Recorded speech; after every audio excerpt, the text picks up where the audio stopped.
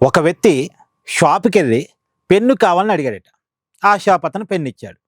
ఎంత అని యువతల వాడు అడిగాడు. షాప్ అతను రూ. 10 అని చెప్పాడు. వామ్మో! రూ. 10 అని యువతల వాడు అన్నాడట. ఏముందండి రూ. 10 గదా! అని మళ్ళా షాప్ అతను మళ్ళీ రేట్ చెప్పాడట. ఆహా! రూ. 10 అయితే ఓకే అని రూ. 10 ఇచ్చి పెన్ను తీసుకొని వెళ్ళిపోయాడట. నిజానికి రూ. 10, రూ. 10 2 ఒకటే.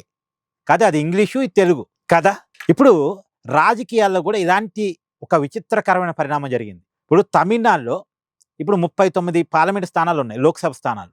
ఇవి ఇప్పుడు డీలిమిటేషన్ లెక్క ప్రకారం 50% పెంచితే 59 స్థానాలు అవుతాయి. 59 స్థానాలు అవుతాయి అనే విషయాన్ని ఆల్రెడీ అమిత్ షా గారు పార్లమెంట్లో చెప్పారు. అఫీషియల్‌గా ఏ రాష్ట్రంలో ఎన్ని పార్లమెంట్ స్థానాలు పెరుగుతాయి అనేది అమిత్ షా గారు చెప్తూ, తమిళనాడులో ఇప్పటివరకు 39 లోక్సభ స్థానాలు ఉన్నాయి. అవి డీలిమిటేషన్ లెక్క ప్రకారం 59 స్థానాలు పెరుగుతాయి. ఎందుకంటే 50% పెంచుతున్నారుగా. 50% పెంచడం అంటే ఇంకొక 20 లోక్సభ స్థానాలు తమిళనాడులో పెరుగుతాయి. ఇప్పటివరకు 39 ఉన్నాయి, 20 పెరిగితే 59 అవుతాయి.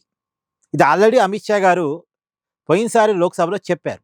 అప్పుడు డీఎంకే ఏమన్నది, లేదు లేదు సౌత్ ఇండియాకి అన్యాయం జరుగుతుంది 50% ద్వారా, అందులోనూ 50% అన్నదాన్ని బిల్లులో చేర్చలేదు కాబట్టి మేము ఒప్పుకోం అని ఇండి కూటమితో కలిసి, కాంగ్రెస్తో కలిసి ఆ అంటే డీలిమిటేషన్ రాజ్యాంగ సవరణ బిల్లుని ఓడించడానికి ప్రయత్నం చేసింది. సక్సెస్ఫుల్గా ఓడించారు కూడా ఆ రోజు డీలిమిటేషన్ బిల్లుని వీగిపోయేలా చేయగలిగారు ప్రతిపక్షాలన్నీ కలిసి. కానీ ఇప్పుడు ఏముంటుంది డిఎంకే, ఓహో మాకు 59 స్థానాలు అవుతాయా, అయితే ఓకే. అదేంది గతంలో కూడా మేము చెప్పింది అదే కదా అంటే బీజేపీ.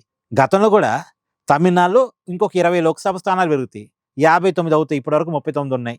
అంటే ఇప్పుడు 59 అయితేనేగా ఓకే, 50% పెంచుతున్నారుగా ఓకే అని చెప్పేసి మేము మద్దతు ఇవ్వడానికి రెడీ అని అంటుంది. అంటే అప్పుడు అదే మాట చెప్పారు, ఇప్పుడు అదే మాట చెప్తున్నారు. మాటలో తేడా రాలే, కానీ డిఎంకే ఆలోచనలో తేడా వచ్చింది.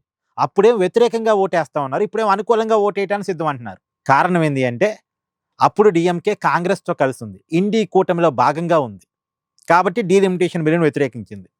వ్యతిరేకించడానికి ఏదో ఒక కారణం చెప్పాలి కాబట్టి సౌత్ ఇండియాకి అన్యాయం జరుగుతుంది అని చెప్పారు. ఇప్పుడు కాంగ్రెస్తో ఫ్రెండ్షిప్ చెడిపోయింది, ఇండి కూటమి నుంచి బయటకు వచ్చింది.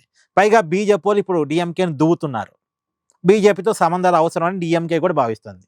మరి ఏదో ఒకటి చెప్పాలిగా బీజేపీ. ఒకప్పుడు మొన్నటిదాకేమో బీజేపీని వ్యతిరేకించి డీలిమిటేషన్ బిల్లుకు వ్యతిరేకంగా మాట్లాడి ఇప్పుడు సపోర్టు చేస్తున్నప్పుడు ప్రజలకు ఏదో సమాధానం చెప్పాలిగా. అందుకని తమిళనాడుకి 20 స్థానాలు పెరుగుతున్నాయి కాబట్టి మేము సపోర్ట్ చేస్తున్నాం అనే దాన్ని చెప్తూ మేము బిల్లుకి సపోర్ట్ ఇవ్వడానికి సిద్ధం అన్నట్టుగా సూత్రపాయ అంగీకారాన్ని డిఎంకే నాయకులు చెప్తున్నారు. చూడండి ఎంత విచిత్రంగా ఉంటుందో. అప్పుడు చెప్పింది అదే, 39 59 అవుతాయి, 50% పెంచుతున్నాం అని చెప్పారు. కాకపోతే బిల్లులో 50% చేర్చలేదు కదా అనే ఒకే ఒక్క మాట పట్టుకొని ఆ రోజు ఆ బిల్లుకి వ్యతిరేకంగా ఓటేశారు. ఇప్పుడు మళ్ళీ అదే 59 చెప్తున్నారు, ఇప్పుడు వీళ్ళు ఓకే అంటున్నారు. మరి అప్పుడేమో దక్షిణాదికి అన్యాయం అన్నారు, ఇప్పుడేమో అన్యాయం గురించి మాట్లాడకుండా సపోర్ట్ చేస్తాం అంటున్నారు. అంటే రాజకీయాల్లో ఎట్లా ఉంటాయో చూడండి. మొత్తానికి ఎన్డీఏకి డిఎంకే సపోర్ట్ చేయబోతుంది ఈసారికి.